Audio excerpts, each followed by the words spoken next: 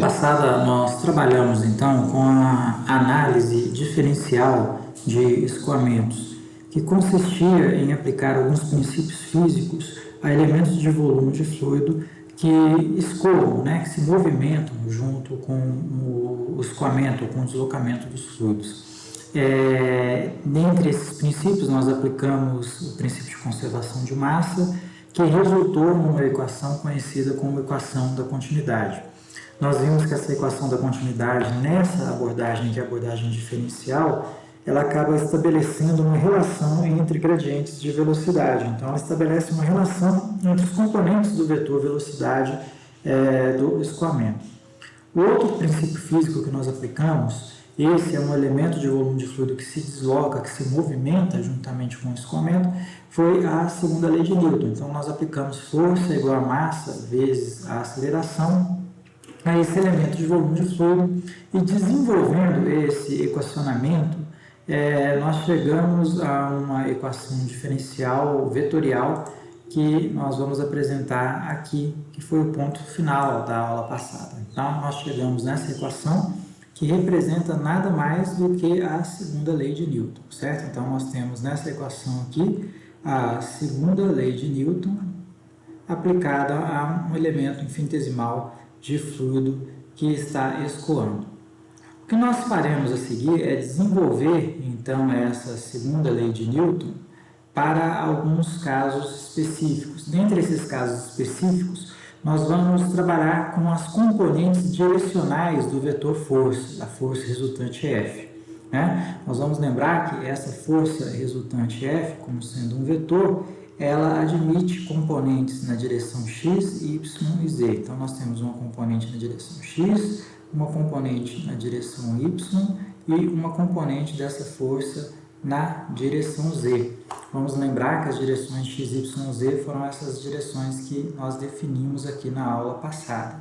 A direção x e a direção y são direções horizontais e definimos a direção z como sendo uma direção transversal ao vertical, certo? Então, vamos colocar isso aqui para que fique esse registro aí. Então, nós temos aqui uma componente dessa força que vai atuar na direção x. Então, esse elemento infinitesimal de fluido, ele estará submetido a uma componente de força que atuará na direção x, portanto, aqui é uma Fx, paralela aqui à direção x, uma componente de força que atuará paralela à direção y, então aparecerá aqui uma Fy, paralela aqui à direção y, e uma componente de força que atuará na direção vertical, paralela à direção z, a componente Fz. Então, o que nós faremos é definir os valores, calcular os valores dessas componentes, e vamos trabalhar aqui especificamente com a componente na direção x. Certo? Com isso, a gente trabalha mais facilmente, ou manuseia mais facilmente essa equação, que é uma equação vetorial, conforme vocês podem ver. Então, a gente elimina essas setinhas que indicam os vetores dentro dessa equação. Então, o que nós faremos a seguir é considerar apenas uma dessas direções, certo? Vamos começar considerando aí a direção x. Então, vamos anotar aqui, considerando a direção x.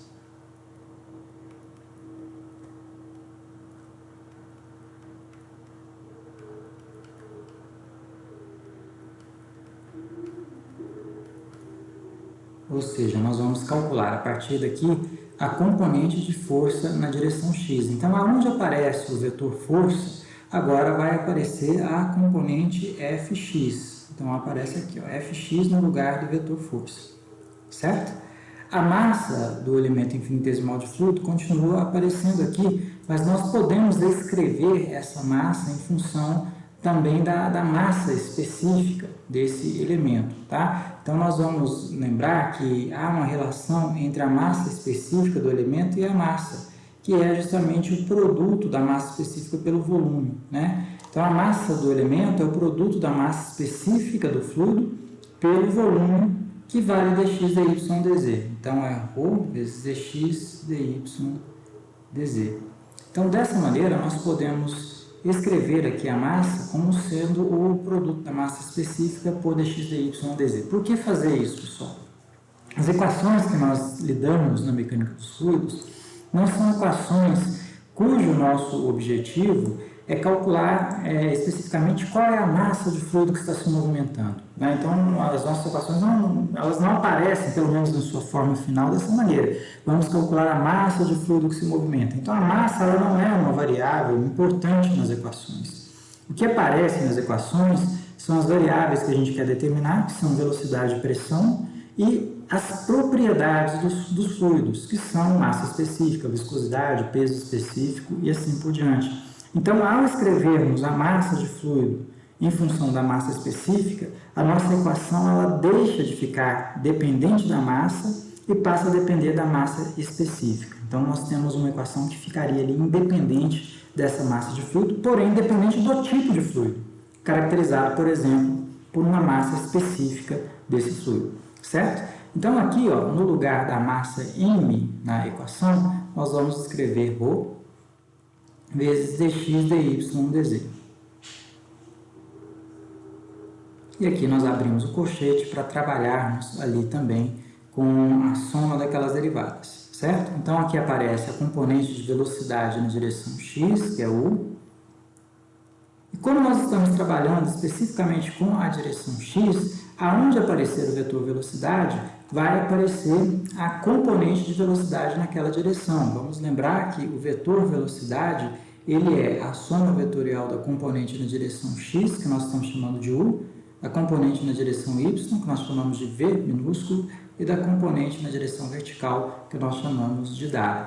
Então, nesse sentido, como estamos lidando apenas com a direção x, aonde aparecer ali o vetor velocidade, vai aparecer u, certo? Então, nós vamos substituir os vetores de velocidade pela componente de velocidade relativa àquela direção que nós estamos considerando, a direção x, tá? Então, dentro dos vetores de velocidade, no lugar dos vetores de velocidade, vai aparecer ali a velocidade nessa direção. Então, ali fica du dx.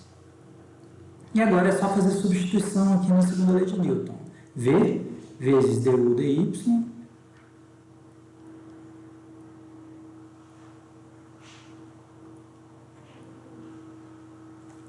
mais w vezes du dz. Veja que nós apenas estamos substituindo a velocidade u aonde aparece o vetor velocidade, porque aqui já tem a componente de velocidade na direção vertical, aqui a componente na direção y e aqui a componente na direção x, certo? Então, a substituição da componente apenas aparece aonde está o vetor de velocidade. Então, fica ali w du dz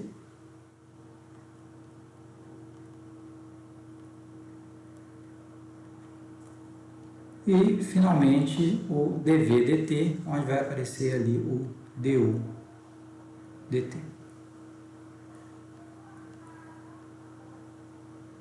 A equação, em vez de diminuir, ela acabou aumentando, mas essa acaba, que infelizmente é uma tendência natural aqui no desenvolvimento das equações diferenciais de quantidade de movimento, certo?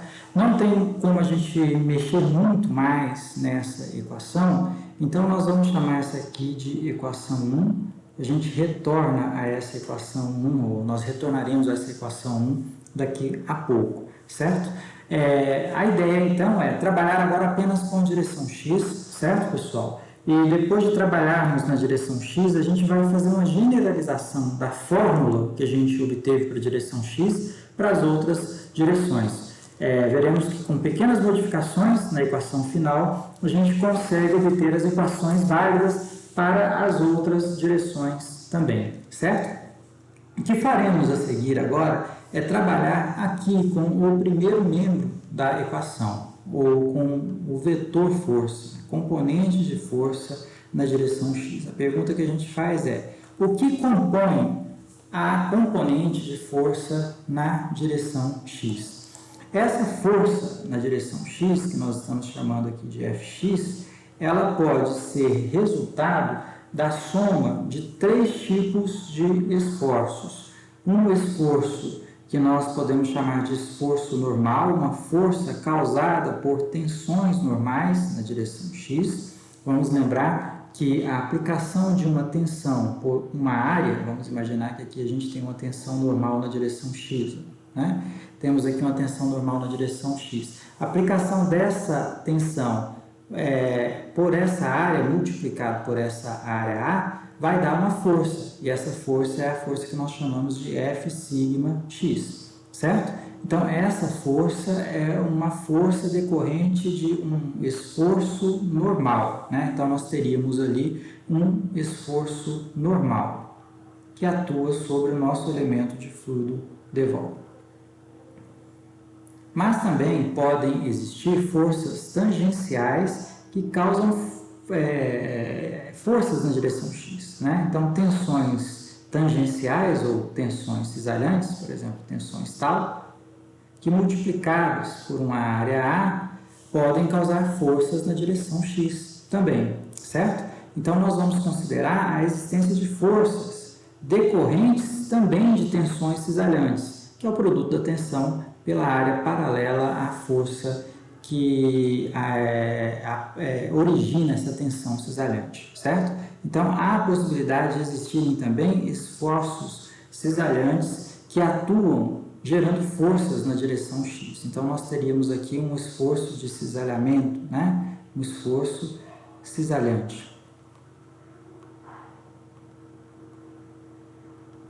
E é possível também que forças de campo que atuem sobre esse elemento de fluido Devol possam gerar forças na direção x, certo? Esse elemento Devol, ele tem massa específica e, portanto, ele tem uma massa, né? Vale aqui a hipótese do contínuo. Então, se o elemento tem massa, poderá atuar sobre ele uma força de campo. Um exemplo de força de campo, né, a força de campo mais usada, é a força-peso. A força ela não vai depender do contato da massa, do elemento de massa com outros elementos. O F sigma x e o F tal x vai depender do contato desse elemento Devol, que nós estamos analisando, com outros elementos Devol, e do contato do elemento Devol com as paredes que delimitam o escoamento. Então, elas dependem de contato. A força de campo não, ela não vai depender de contato. Então, pode ser a ação da gravidade sobre a massa, pode ser a ação de um campo, por exemplo, eletromagnético, atuando sobre o elemento de massa que nós estamos analisando, certo? Então, nós vamos considerar a possibilidade de existirem forças de campo FBX, que causam força, portanto, na direção x. Tá? Então, nós teríamos aqui uma força decorrente de um campo, que não depende de contato, mas sim da existência da massa. Campo gravitacional, por exemplo. Mas vamos ver que o campo gravitacional ele não atua na direção x, que é uma direção horizontal, certo, pessoal? Nós notamos aqui que o plano XY, para o efeito das nossas deduções, é um plano horizontal. Então, nós temos aqui um plano horizontal, que é o plano XY. A força peso, ela atua na vertical. Então, ela não gera o FBX, ela geraria um FBZ. Então, na direção Z apareceria ali algo relacionado a essa força peso, tá? Mas o que interessa para nós agora é só entendermos o que é uma força de campo. Tudo bem, pessoal? Bom, então a nossa análise daqui em diante, ela vai ser dividida no estudo desses três tipos de esforços. Então, vamos trabalhar inicialmente com o esforço normal. Depois analisaremos isoladamente o esforço cisalhante e o esforço de campo, certo? Então, vamos trabalhar inicialmente aqui com esse esforço, que é chamado de esforço normal, onde o nosso objetivo é determinar o valor de F sigma x. Bom, eu vou coletar aqui essa imagem para que a gente possa, então, trabalhar com essa visão do nosso elemento de fluido dm, que tem o seu volume Devol, certo? Para que possamos ali anotar quais são essas forças de campo que podem gerar esforços na direção x, que é a direção que nós estamos considerando. Eu vou só apagar esses vetores aqui.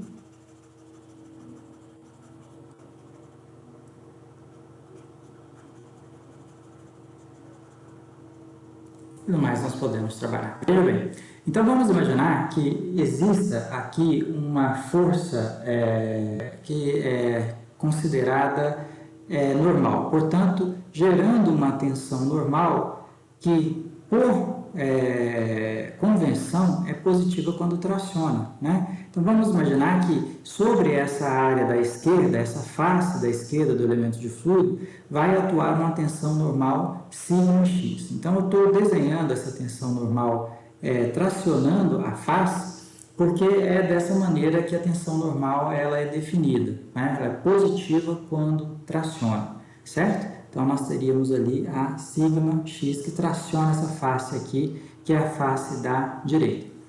Na face da esquerda, desculpe, né? Na face da direita vai existir aqui uma outra tensão normal que não é exatamente igual à tensão normal que nós mostramos, né? Então, eu não posso afirmar inicialmente que aqui na face da direita eu tenho a mesma σx, tracionando aqui essa face, portanto, perpendicular a essa face, tá? Então, nós vamos afirmar que do lado da direita, desse lado aqui, nessa face da direita, aparecerá uma tensão normal σx mais uma variação de tensão normal na direção x. Uma variação que ocorre ao longo da distância dx. Então, nós dividimos por dx, mas multiplicamos por dx novamente. Ou seja, σx mais d σx vezes 1, dx dividido por dx. Certo? Então, nós não fizemos grandes modificações na fórmula, mas conseguimos escrevê-la em função das derivadas espaciais, né? Bom, então nós vamos fazer a diferença entre essas tensões multiplicadas pelas suas áreas. Então, quem é f sigma x? F sigma x vai ser igual à tensão normal que atua na face da direita, que é sigma x mais d sigma x dividido por dx. Então, essa é a tensão normal que atua aqui na face da direita, multiplicado pela área de atuação dessa tensão normal. Vamos verificar que essa tensão normal que atua aqui na direita, ela é aplicada sobre a área dessa face, certo? E a área dessa face vale dy dz. Tudo bem, pessoal? Estou tranquilo que está aqui? Então, ela atua sobre essa face, a área dessa face vale dy dz. Então, nós vamos multiplicar por dy dz para transformarmos isso em força, né? dy dz. Menos, né, a tensão normal que aparece lá do outro lado, sigma x vezes a área de atuação da tensão normal, que é também dy dz, só que atuando na outra face, na face da esquerda, certo? Então, nós temos aqui a face da esquerda, que também tem a mesma área, né? Nós estamos trabalhando com um elemento cúbico, então a área vale dy dz, certo? É a área dessa face, que é a face aqui da esquerda. Tudo bem, pessoal? Então, tudo isso, sigma x, multiplicado por dy dz. Então, esse balanço vai gerar a força normal, o esforço normal F sigma x, certo? Nós vamos fazer aqui um desenvolvimento muito parecido com o que foi feito nos outros casos. Veja que o dy dz ele está multiplicando o parêntese, tudo que está entre parênteses. Então, ele vai multiplicar aqui e vai multiplicar o sigma x. Veja que quando multiplicarmos o sigma x vezes dy dz, ele vai se anular com o sigma x dy dz que aparece do lado de cá.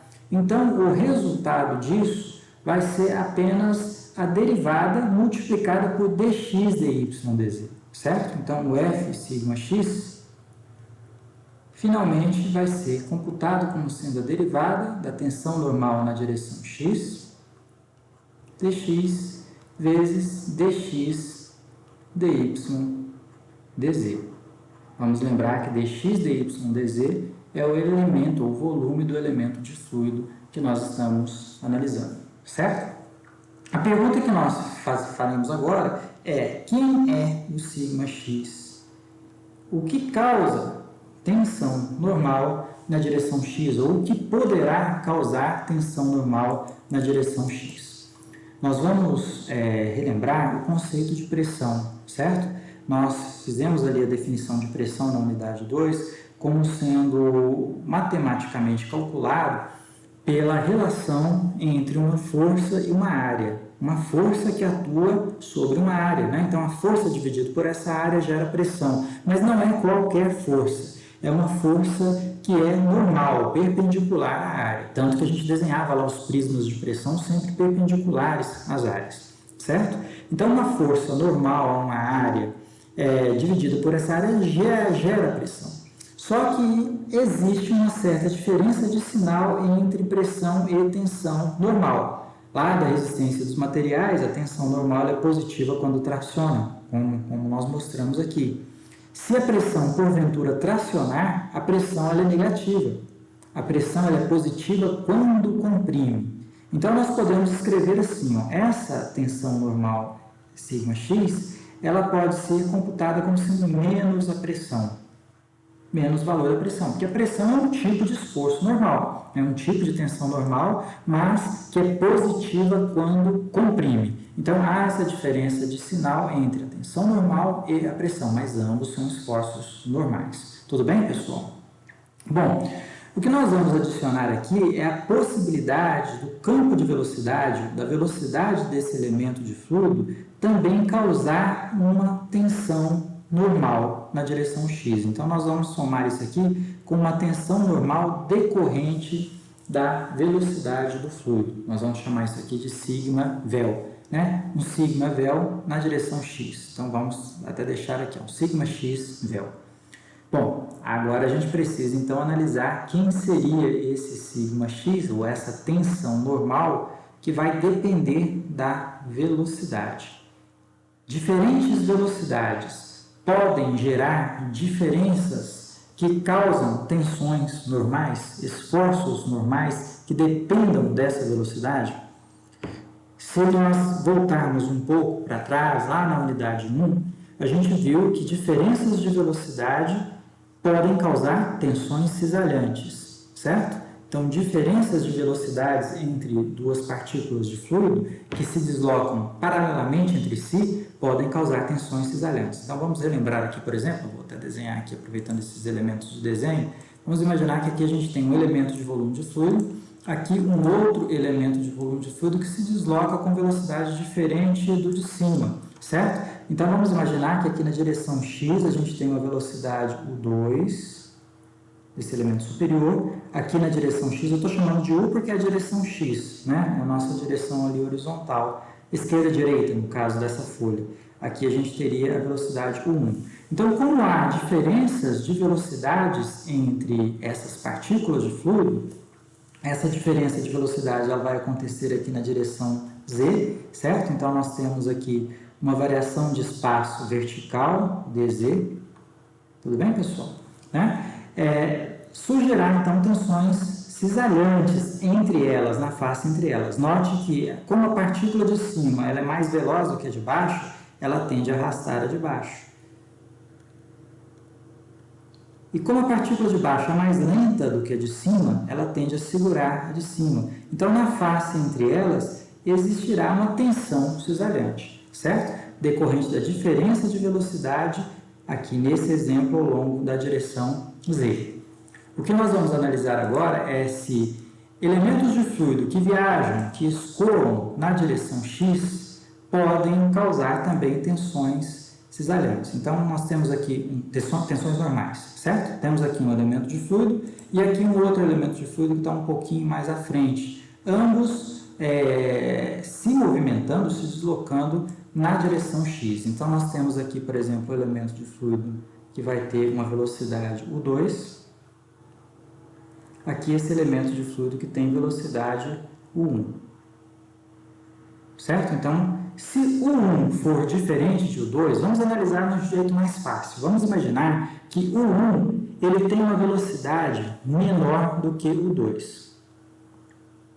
Fica mais fácil da gente enxergar nesse caso, tá? Mas vale o caso contrário, quando o 1 for maior que o 2 também. Se a velocidade U1 for menor do que a U2, vamos lembrar que ambos estão se movimentando ali na direção x, né? Ambos estão se movimentando. O que nós vamos esperar que aconteça, pessoal, depois de um certo tempo? Hein? Que o 2 alcance o 1 e vá se chocar com a traseira ali de 1, certo? Então, quando o 2 se aproximar de 1 e se chocar com a parte de trás, a face traseira de 1 e a face frontal de 2, quando ocorrer a colisão, estarão submetidas a uma tensão normal. E é justamente essa tensão normal que nós chamamos de σx véu, uma tensão normal decorrente da velocidade, a velocidade das partículas, certo? Se a velocidade de 1 for muito menor do que a de 2, a partícula 2 vai se chocar com mais força sobre a partícula 1, gerando uma tensão normal maior. Se a diferença de velocidade entre 1 e 2 não for uma diferença tão grande, essas partículas podem se chocar, mas com forças menores, gerando forças menores, certo? Conseguem imaginar? Então, quanto maior for a diferença entre o 1 e o 2, maior será a força decorrente do choque, da colisão entre essas duas partículas de fluido. Então, nós podemos escrever isso matematicamente da seguinte maneira, que essa tensão normal decorrente da velocidade, que nós estamos chamando de σx véu, ela vai ser diretamente proporcional à diferença de velocidade, ou ao gradiente de velocidade du. Mas esse gradiente de velocidade vai ocorrer ao longo da direção x. Vamos lembrar que a direção x é essa direção esquerda-direita, na horizontal. Certo? Então, nós temos aqui um gradiente de velocidade que vai acontecer ao longo da direção x, porque a diferença de velocidade ela ocorre aqui na direção x. Até aqui tudo bem, pessoal? Bom, sabemos que para transformar essa proporcionalidade numa equação, a gente precisa multiplicar por uma constante. Então, nós multiplicamos o segundo membro por uma constante. Fica aqui o du dx. E aqui fica o σx decorrente da velocidade. A grande questão agora é definirmos quem é essa constante, né? Quem será essa constante?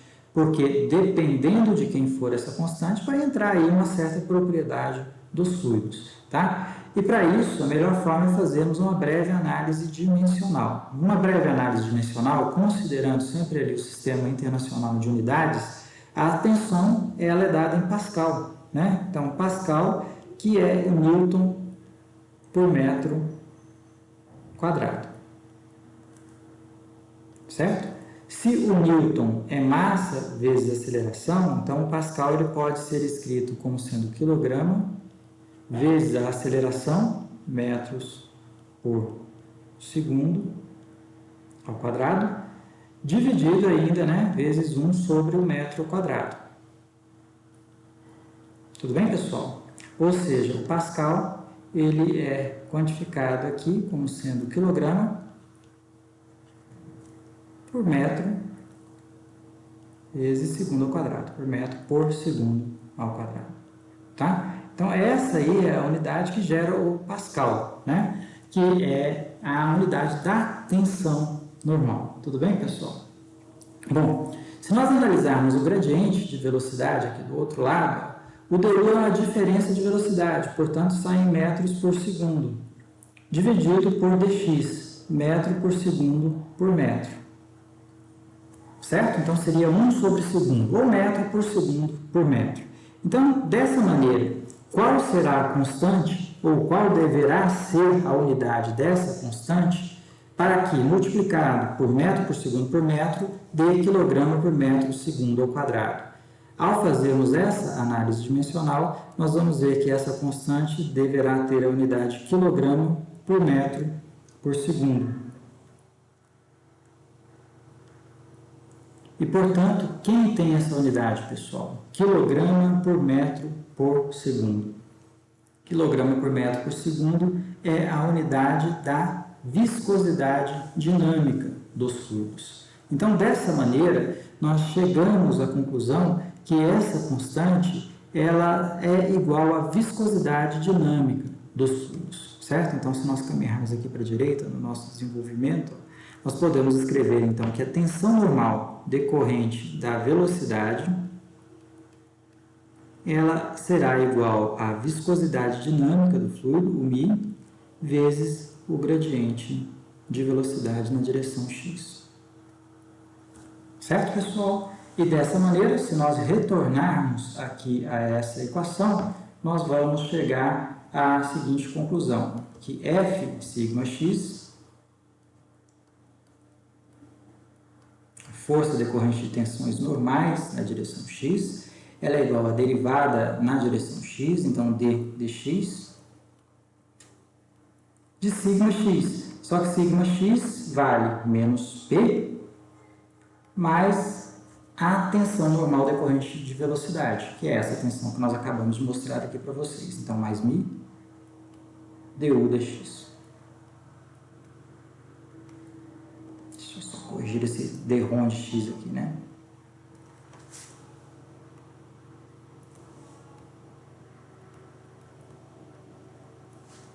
E veja que tudo isso está multiplicado por dx, dy, dz.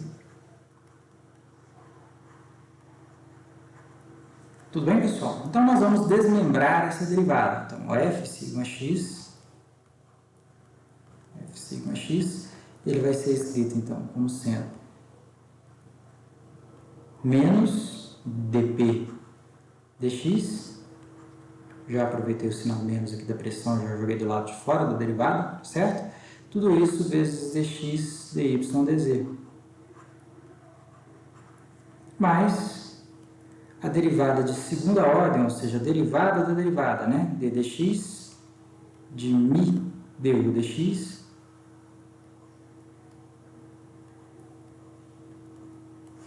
vezes dx dy dz. Então, dessa maneira, nós chegamos a um outro conjunto de equações que vai compor a força resultante total. Essa equação, nós vamos guardá-la momentaneamente e chamaremos de equação 2. Essa será a nossa equação 2.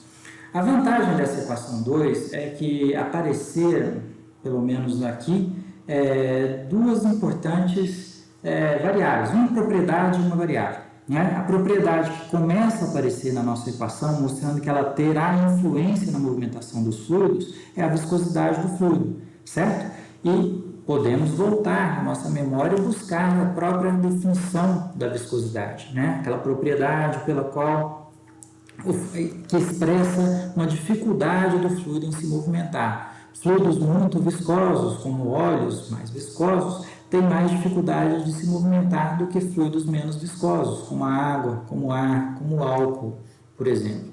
Certo? Então, é óbvio que, uma vez que estamos deduzindo equações de movimento que governam movimentos, a viscosidade ela teria que aparecer nessas equações, porque é uma propriedade que expressa a resistência do fluido em se movimentar. Certo? Então, apareceu na jogada a viscosidade do fluido. Então, o aparecimento da viscosidade aqui é um ponto bom e mostra a influência dessa propriedade nos escoamentos.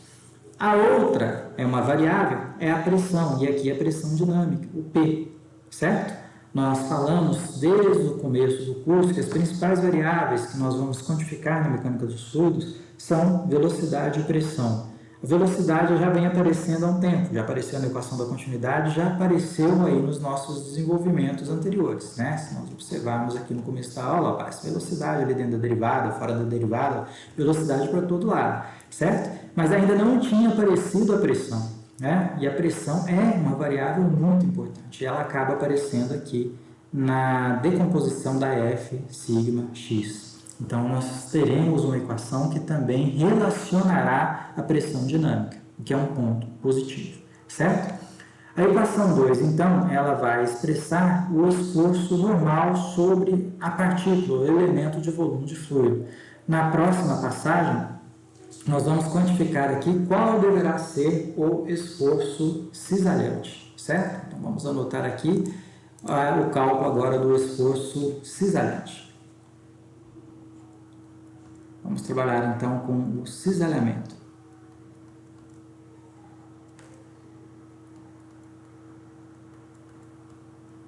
Trabalhando no cálculo do esforço cisalhante, o objetivo então é determinar F tal x. Quem será esse F tal x?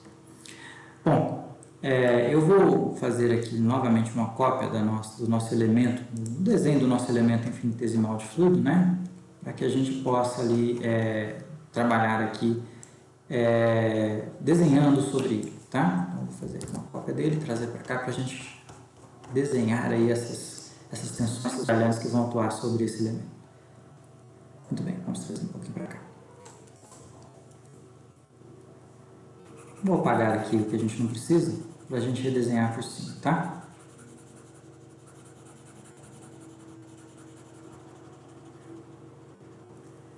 E afastar um pouquinho esses eixos. Bom, primeiramente, nós teremos que adotar aqui uma certa notação para nos referirmos às tensões cisalhantes que atuam sobre faces desse elemento, porque são várias tensões cisalhantes, né? Vejam que nós temos aqui 6 faces, então vão aparecer várias tensões cisalhantes. Obviamente, nem todas essas tensões cisalhantes vão causar forças na direção X, nem todas, mas a maioria delas vai, tá? Então a gente precisa adotar uma certa notação para a gente representar essa grande quantidade de tensões cisalhantes que aparecerão ali, certo? Então vamos anotar aqui, ó, a notação que iremos adotar. Então temos aqui uma notação onde utilizaremos nessa anotação 2 subíndices, a tensão, um subíndice I e um subíndice J, certo? Onde o I ele vai indicar para nós o eixo perpendicular à direção de atuação da tensão, não é? O eixo perpendicular à área sobre a qual aquela tensão cisalhante vai atuar, tá? Então, o X ele vai ser um eixo perpendicular à área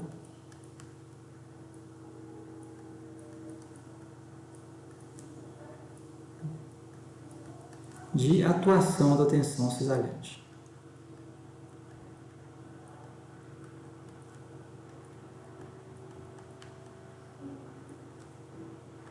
O J, o subíndice J, que aparece aqui, o segundo subíndice, ele será a direção considerada.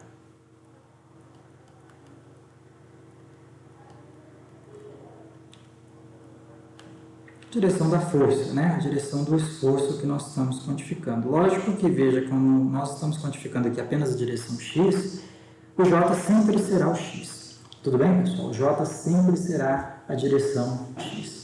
Bom, então vamos desenhar sobre esse elemento de fluido as diversas tensões cisalhantes que poderão atuar sobre ele, gerando forças na direção X, tá?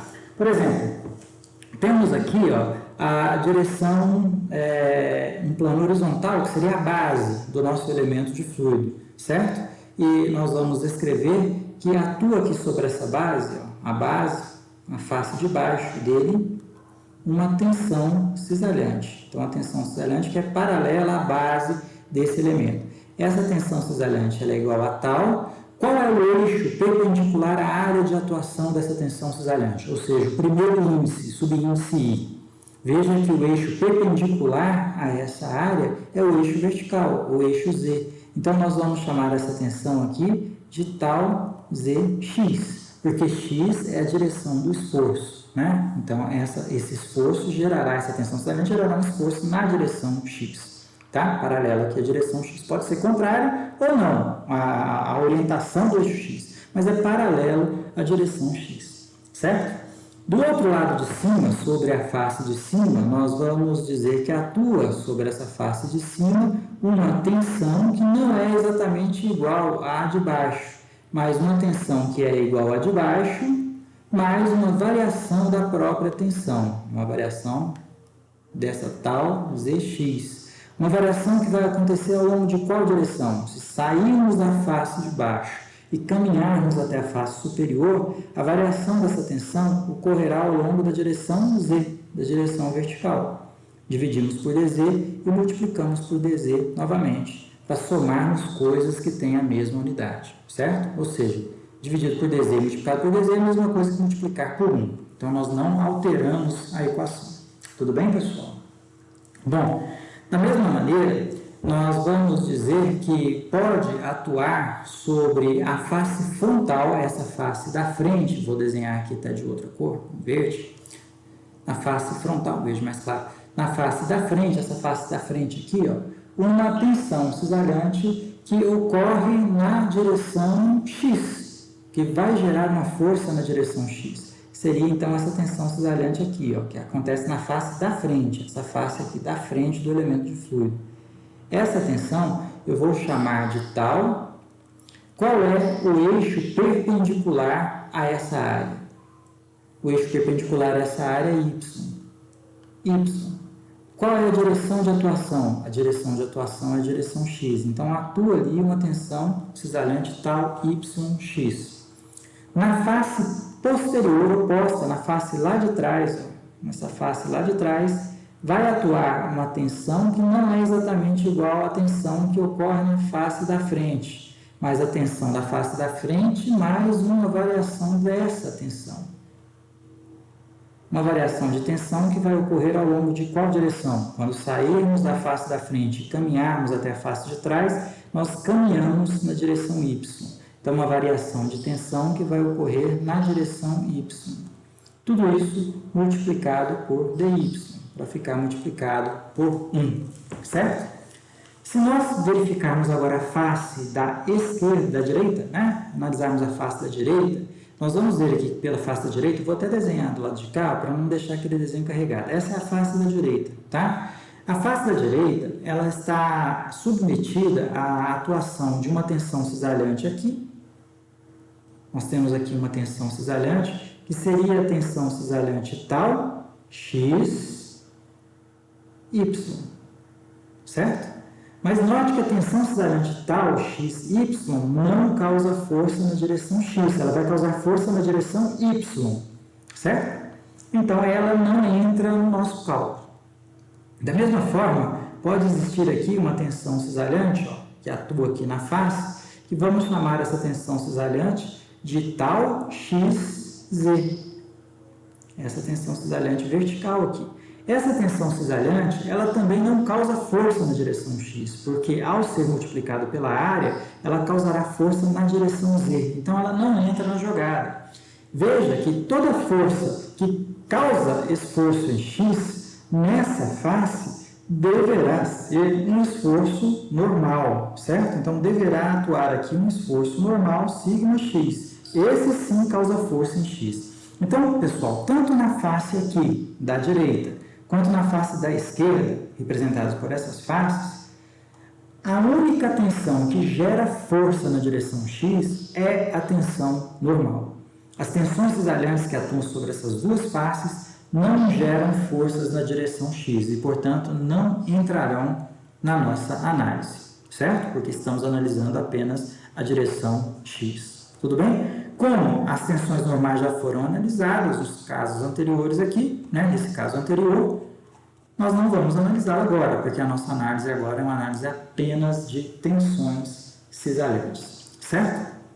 Então, conhecendo os esforços de cisalhamento que atuam sobre esse elemento de fluido, que levarão a forças na direção X, nós temos condições de calcular o valor de F tal X. Vamos lá, então, F tal X.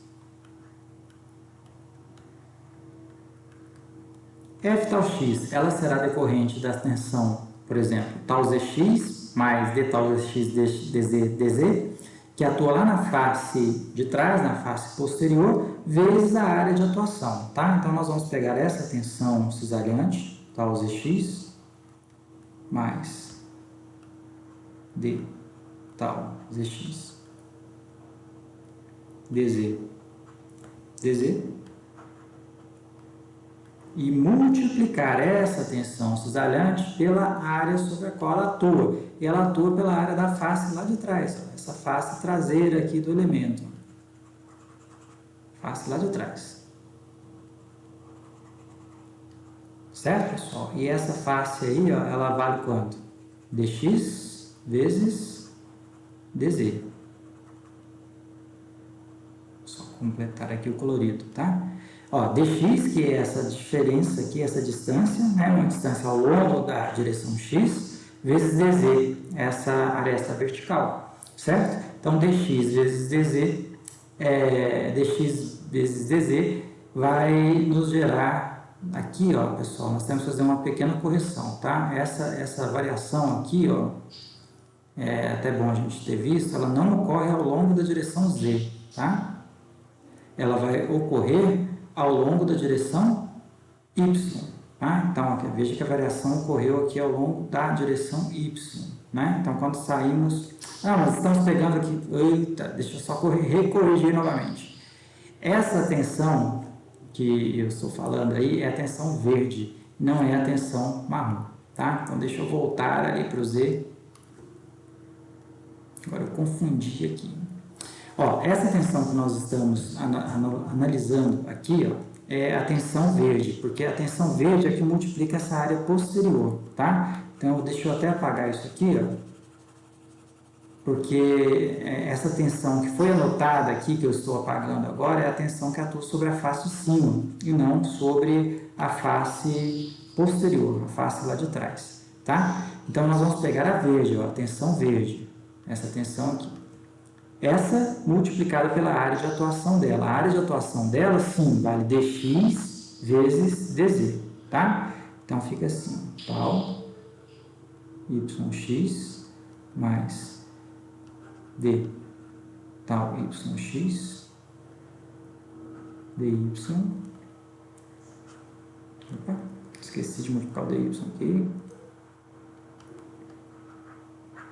Aí sim, ela multiplicada por dx dz, para dar a multiplicação pela área de atuação, né? Dx dz. Bom, e vamos fazer aqui a diferença entre a tensão cisalhante que atua na face frontal, essa tensão cisalhante verde aqui, ó, tal yx, multiplicada pela área de atuação, que vai dar uma força. A área de atuação também é dx vezes dz. Dx vezes dz, certo? Vamos somar ainda a essas as tensões cisalhantes agora em marrom, as tensões cisalhantes que atuam nas faces de cima e de baixo, tá? Então, vou até colocar aqui com a cor para a gente não confundir de novo. Mesma cor que elas aparecem lá na figura, né? Então, temos ali a tensão cisalhante marrom, a tensão cisalhante de cima, que atua sobre a face de cima do elemento, né? Então, teríamos aqui, então, a tal Zx mais a derivada de tal Zx dividido por dz vezes dz. Tudo isso multiplicado pela área de atuação dessa tensão. É a área lá de cima, né? Então, nós temos aqui dx vezes dy, né? Então, vezes dx vezes dy. Menos a tensão na face inferior, tal Zx, menos tal Zx, vezes a área da face inferior, que é dx dy. Bom, então esse balanço, ele vai compor a força decorrente de tensões cisalhantes sobre elementos de fluido. Da mesma forma das outras análises anteriores, nós vamos aplicar a propriedade distributiva aqui com dx dz. Então, ele vai multiplicar tanto o que aparece lá na derivada, quanto o que está fora. E da mesma forma, essa parcela aqui também, ó, dx dy vai aparecer multiplicando lá na derivada, e a parcela que está fora da derivada. Veja que a multiplicação das parcelas de fora da derivada, tal yx dx dz, vai anular com tal yx dx dz aqui. E que tal zx dx dy também se anula com tal zx dx dy aqui. Enfim, só vão sobrar as derivadas, certo? As derivadas multiplicadas por dx dy dz. Então, a componente de força decorrente de tensões cisalhantes, ela pode ser computada como sendo a derivada de tal yx dividido por dy, tudo isso vezes dx dy dz. Mais aqui a derivada da tensão cisalhante tal zx dividido por dz vezes dx dy dz. certo? Bom, precisamos de mais alguns passos para melhorarmos um pouco a nossa equação, porque veja que o que aparece nessa equação, que daqui a pouco será conduzida a uma equação que será chamada de equação 3, essa equação ela não expressa exatamente aquilo que a gente quer, velocidade e pressão. Não aparece velocidade e pressão até agora nessa equação, certo? Ou seja, o nosso objetivo agora é trabalharmos com as tensões cisalhantes, a tal Zx, e trabalharmos com a tal Yx, de forma que essas tensões possam ser relacionadas ou com pressão ou com velocidade, certo? Então, nós vamos fazer a seguinte pergunta. Essas tensões, elas não são normais, elas são tensões cisalhantes. Então, elas não poderão ser relacionadas com pressão, porque a pressão é um tipo de esforço normal, conforme nós já vimos, certo? Então, não há chance dessas tensões cisalhantes se relacionarem com a pressão, mas elas podem ser relacionadas com a velocidade. Faço então a pergunta: qual é a relação entre tensão cisalhante e velocidade? Da onde vem a relação entre tensão cisalhante e velocidade? Essa relação é a relação expressa pela lei de viscosidade de Newton, a primeira equação que nós aprendemos aqui no nosso curso, tá? Então, nós vamos relembrar aqui, ó, da lei de viscosidade de Newton, a lei de viscosidade de Newton, que relaciona tensão cisalhante com gradiente de velocidade, certo? Então, ela diz que a tensão cisalhante que atua no elemento de fluido, ela é diretamente proporcional ao gradiente de velocidade em uma determinada direção, certo? Então, aqui é a forma tensorial, né, de nós relacionarmos aí a lei de viscosidade de Newton. Para transformarmos a proporção numa equação, deixa eu só melhorar aqui é o UI, direção I, direção J, tá? Para transformarmos a proporção numa equação, nós multiplicamos por uma constante. E isso vai nos levar à seguinte lei de viscosidade de Newton. A tensão cisalhante verificada na direção I, ela vai ser igual à viscosidade do fluido vezes dUI dxj, onde J é uma direção perpendicular à direção I, certo? Nessa equação geral, que nada mais é do que a lei de viscosidade de Newton, nós podemos tirar a fórmula para tal yx e para tal zx, certo? Então, teremos assim a seguinte relação: tal yx, ela será, então, a viscosidade do fluido, viscosidade dinâmica, né? Vezes du, dy, e o tal Zx, ela vai ser a viscosidade dinâmica do fluido vezes du, dz. Então, o que faremos? Vamos substituir nessa equação, no lugar das tensões cisalhantes, a lei de viscosidade de Newton, o μ vezes os gradientes de velocidade respectivos. E aí a gente chega na equação 3, uma equação que compõe a equação geral. Vocês estão percebendo que as equações, em vez de diminuírem, só estão aumentando, né? É uma tendência aqui nessa demonstração da formulação diferencial, tá? Então, vai acontecer o seguinte: o f tal x vai ser calculado como sendo aqui, ó, a derivada na direção x, desculpa, na direção y, né? A primeira derivada aqui, ó, na direção y, é uma derivada de derivada, né? Então, vai aparecer que a derivada de μ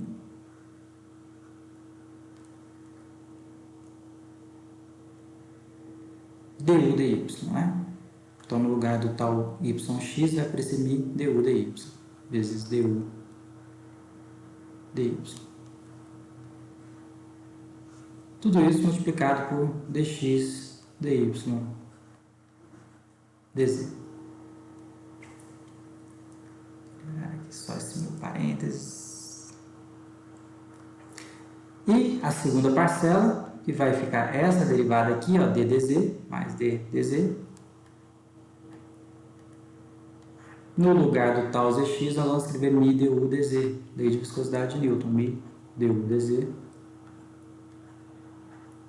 Tudo isso multiplicado por dx dy dz. E agora a gente não mexe mais nessa equação, vamos guardá-la aqui como sendo a nossa equação 3. Vamos chamar isso aqui então de equação 3, vamos ver se é 3 mesmo, 2, 3, isso. Equação 3. Muito bem, pessoal. Se nós voltarmos aqui ao começo da nossa análise de hoje, né, a gente sabe que a força resultante na direção x sobre aquele elemento de fluido, ela é a soma de uma força normal que já foi quantificada aqui pela equação 1. Essa força aqui na equação 2, tá? Então, a F sigma x ela foi quantificada aqui pela equação 2. Mais uma força cisalhante que nós acabamos de quantificar aqui na equação 3. E falta ainda quantificarmos a força de campo, o Fbx. Mas antes disso, eu queria que a gente percebesse que vai existir alguma similaridade entre todas as equações que nós desenvolvemos aqui, A1, A2 e A3. Vamos ver quais são as similaridades, ou algo que é semelhante, que vai aparecer em todas elas. Veja a equação 1. Toda a equação 1 está multiplicada por dx dy dz. dx dy dz é o volume do nosso elemento, é o devol, certo? Então, o devol dx dy dz aparece multiplicando toda a equação 1.